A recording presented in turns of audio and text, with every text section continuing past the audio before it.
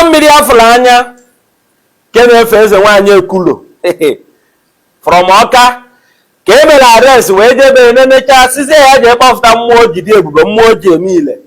mmụọ mmiri afụrụ anya mmasị na iberiberizi nke mmasị na ụjọ wee were ịchaka jee gbawa mmụọ ahụrụ anya gbọba na Ekuro ka Ekuro fụta onwe onye anọ n'ụwa ama ha na iwe ọbụla gbasara mmụọ anaghị ahụ mmụọ anya na mmụọ wu spirit na anaghị ahụ ya anya kama na ọ daana n'ọta ndị dibịa were mebe akaje na ya bụ gọvanọ ọrụ gị dị anyị mma ị na-asanitaize Anambra State menụ anatawana n'ọrụ ụmụazị be anyị amụọkwa n'ọrụ amana na ihe niile ahụ feki na onweghị nke uru dị na ya sọsọ ihe m na-agwa gị wee bụ gọvanọ nnukwu nna ochie n'ikwu ikpere balance the equation balancezie the equation akpụọ dibịa si kpọọ pastọ ihe nakwa na-eso okwu na akwụwara na ndị dibịa rụbara ezigbo ụlọ ihe sokwere n'okwu na ndị dibịa unu jee ebe datụ mmụọ mmiri afọrọ anya unu ahụ ihe agaghị lụrụ di ya unu ahụ millions of naira nọ di ya ndị dibịa ihe ka ihe nyeziri ndị dibịa bụ ịkpatawa ụdị ego a ọkwa n'ihe bụ ụzọ sere okwu onwekwana onye amaha na spirituality dị onwekwana onye amaha na ihe dị ọnwụ na ibelivuru kamgbe anyị ji foto ụwa na ike dị n'ụlọ ụka na ike dị na Jizọs isi anyị ji foto ụwa ma ruo today anyị ahụbeghị Jizọs anya evidence ya sef anyị ahụọ ka ị ka anyị esi believe dị na ike dị na mmiri the same mmiri kwado mmiri a Jizọs bịara ụwa jee mee baptizim na ya kpọkuoro mmụọ mmiri because o doro m anya na Chukwu kechara ihe niile o kere oke nụrụ mmiri geenụ ntị ọ na-awụ pastọ mee miracle akọ ya wụrụ testimony dibịa gwọọ ọrịa akọ ya wụrụ testimony asị gị na-aghara nji iburu moto jee nye thanksgiving na chọọchị akọọla gị aka mara na Chukwu na-aza ekpere iburu moto jee nye thanksgiving mgbe nwa dibịa asị gị na-aghara nji our able governor balance the equation akpụọ ndị dibịa si kpụọ ndị pastọ this scamming bidokwere n'ụlọ ụka ịgbafe ụmụazị be anyị obodo oyibo bụ eje n'obodo oyibo tọ baa nga started from church onwe onye dibịa ji ego n'ụwa karịa ndị pastors men of God market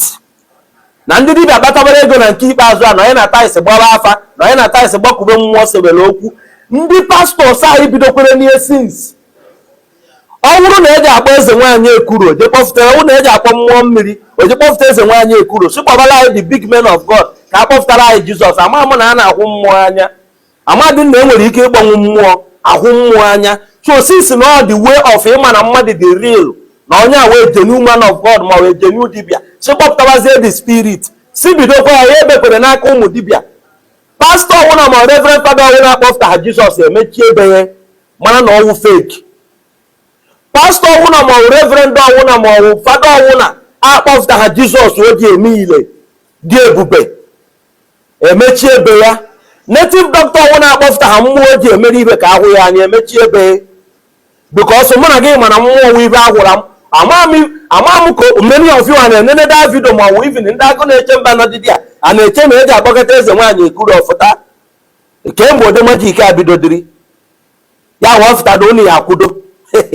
ihe o yiri nwụ na ịgbakọta Jizọs na ụlọ ụka Jizọs apịa waa iji akwudo nwu ife mmadụ pastọ ma members nọ dị ya ihe akwudo nwụdị ma Jizọs bịa ka anyị okwere unu respect anyị respect wekwere in as much as a na-atọ ka eme everything ka ọ dị mma ka ụmụazị be anyị nata mana ka anyị ghara na iji nyezie na onwe ozi pawa dị na mmiri onwe ozi pawa dị na omenala pawa dị time chakom ma a kọntinu kwene ihe a ma ebe gọvanọ time chakom mgbe o ji ahụ onye nwekwene problem nwa dibịa ji agwọ ma nwụzi ụmụ dibịa ya agwọ ya ma isi onye a yichaba nche ụjọ ebido sanitization a na-eme n'ụlọ ụka na-eme dibịa na onye ka a kpụrụgoro sikpụga ndị ụka pastọ na-anọdụ na pulpit asị gị jee receive miracle arat ka ịwayo karịdịrị ya o doo m anya na mmụọ mmiri afọrọ anyị ihe niile ọ rụrụ be ego ọ nakọtara ndị mmadụ the question wụ pastọ na-agbadi private jet pastọ na-emedi investment ọdụ mmụọ ka ọ natara ego kwa mmadụ ka ọ natara the money ndị